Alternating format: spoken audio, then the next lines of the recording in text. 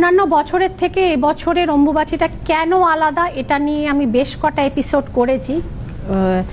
ওগুলো একটু রিক্যাপ করুন। ওগুলো আমি রিক্যাপটা আমি নিশ্চয়ই বলবো যে শুক্লপক্ষে শুরু হচ্ছে এবং শুক্লপক্ষে শেষ হচ্ছে, যেটা প্রত্যেক বছর মানে জ্ঞান অবধি অম্বুবাচী যা দেখে এসেছি।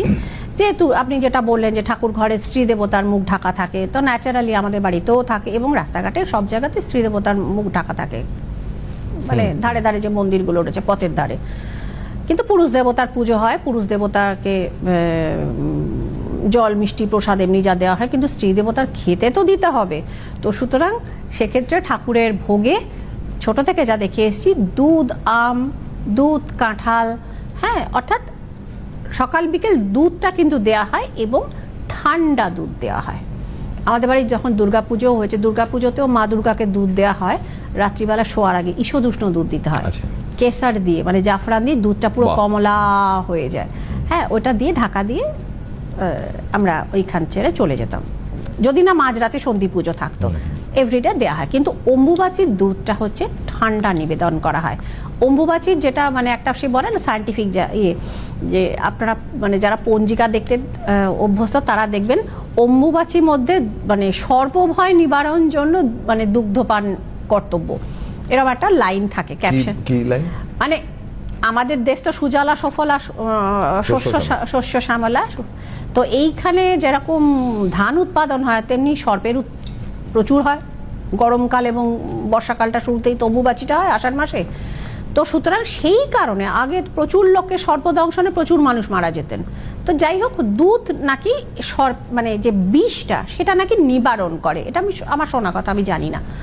তো সুতরাং সেই কারণে দুধ দেওয়ার নিয়ম, এবং ঠান্ডা দুধ এই কারণে দেয়া হয় যে অম্বুবাচীর মধ্যে যারা সেই সময় থেকে, ধরুন আমাদের ঠাকুমাকে দেখেছি, আরও সমস্ত যাদের স্বামী নেই, বৈধব্য যাদের থাকে, তারা ঠান্ডা জিনিস খান, গরম কোনো জিনিস খান না, এবং ফল দুধ এই সমস্ত খান।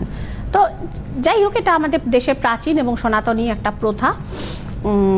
তো যারা একদম প্রাচীন রীতিনীতি মানেন তাদের বাড়িতে এইসব নিয়মগুলো এখনও চলে। আর মানুষের থেকে বরং ঠাকুর ঘরে চলে আসি, যে ঠাকুরকে কিন্তু এই সময় আমি দিতে দেখেছি, এবং জায়গায় জায়গায় যে স্ত্রী দেবতাদের উদ্দেশ্যে যেখানে দেয়া হয়, খাবার দাবার দেয়া হয়, মানে প্রসাদ হিসেবে যা নিবেদন করা, তা কিন্তু দুধ, এবং সেটা ঠান্ডা, এবং সঙ্গে ফল দেওয়াটা নিয়ম।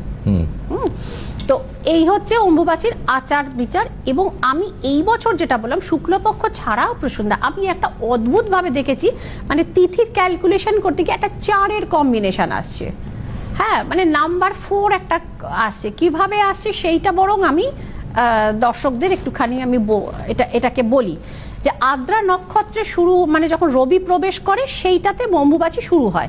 এটা একটা সায়েন্টিফিক জায়গা, মানে এটার কোনো মানে বদল বা পরিবর্তন কিছু হয় না। এইবার হচ্ছে কারণ আদ্রা নক্ষত্র যেটা রাহু রুল করেন, এবং আদ্রা মিনস হচ্ছে কি ভিজে ভিজে বা ময়েশ্চার। এই সময় প্রকৃতিতেও কিন্তু ময়েশ্চার, জলীয় বাষ্প ঢোকে, কেরল হয়ে পশ্চিমবঙ্গের পথে ঢোকে, সবাই আমরা জানি সেই ছোটবেলা থেকে যারা ভূগোল পড়েছি।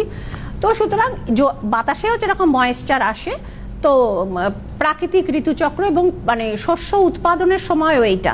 তো যাই হোক, এই উৎপাদন তন্ত্র এটাই সারা পৃথিবীর মানুষকে বাঁচিয়ে রেখেছে বংশগতভাবেও, এবং শস্য উৎপাদন করেন প্রকৃতি আমাদের খাদ্য হিসেবেও।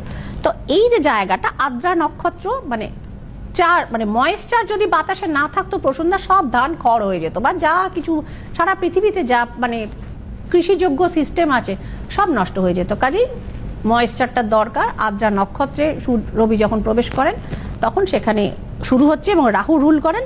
এরপর 4-এর খেলা যেটা আমি বলেছিলাম, আর 4 নাম্বারটা কি, মানে 4th হাউস, যেটা বৈদিক অ্যাস্ট্রোলজিতে বলা হয়, সনাতনী অ্যাস্ট্রোলজিতে যেটা বলা হয়, 4th হাউস হচ্ছে ভূমি, হ্যাঁ, ভূমির কারক, এবং হচ্ছে মায়ের কারক, অর্থাৎ যে আপনার মায়ের সাথে আপনার রিলেশন, মা আপনার ওপর কতটা প্রভাব বিস্তার করেছেন, এবং মায়ের অবদান আপনার জীবনে কি আছে, সমস্ত কিছু দেখবার জন্য বৈদিক অ্যাস্ট্রোলজিতে কিন্তু 4th হাউস দেখা হয়। এবং ভূমি যেটা হচ্ছে মঙ্গলের কারক, এবং ভূমি মানে পৃথিবী, যে আবার পৃথিবী একজন মানে সে ইউনিভার্সাল মাদার, বলে না, মাদার নেচার।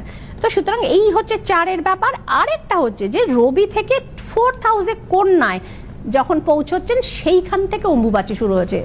4th হাউস আবার এখান থেকে আবার কন্যায় যখন তিনি ঢুকছেন তখন অম্বুবাচীটা মানে অর্থাৎ এটা একটা আমার মনে হয়েছিল এটা একটা সূক্ষ্ম একটা অ্যাস্ট্রোলজিক্যাল ক্যালকুলেশন